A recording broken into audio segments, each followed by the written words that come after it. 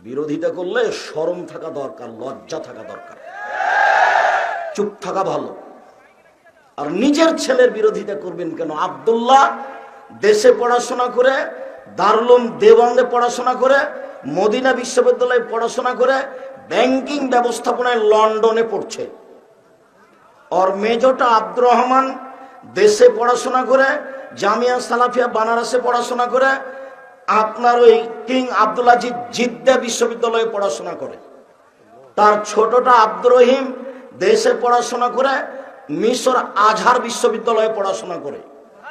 ওর যেটা তারপরে যেটা মারিয়াম বোন ওর, ও কিং সৌদ রিয়াজ বিশ্ববিদ্যালয়ে পড়াশোনা করে।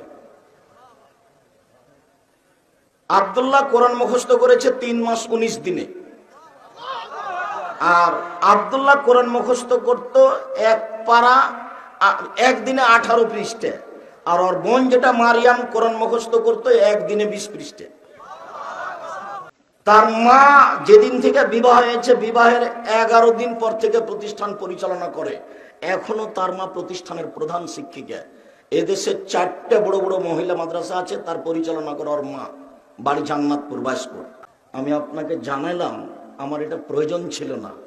আপনি যখন বিরোধিতা করে কোর্ট কাচারিতে, অফিস আদালতে কিছু বলেন, তখন আমি মনে করি যে আপনি নিজেকে অপমান করেন। আর কোনোদিন এ কাজ করিয়েন না। স্বাগতম জানাবেন, শান্তি পাবেন।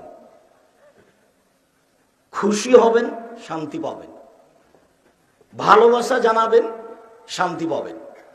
সারা এলাকার লোক নিয়ে এসে বক্তব্য শুনবেন, শান্তি পাবেন। বিরোধিতা করবেন, মাটিতে মিশে যেতে হবে, মাটিতে মিশে যেতে হবে। একদিন সাহস করে বলেন না দেখি যে 32 বছর থেকে বক্তব্য দিচ্ছি, কোনোদিনও অপ্রয়োজনীয় বাক্য বলিনি।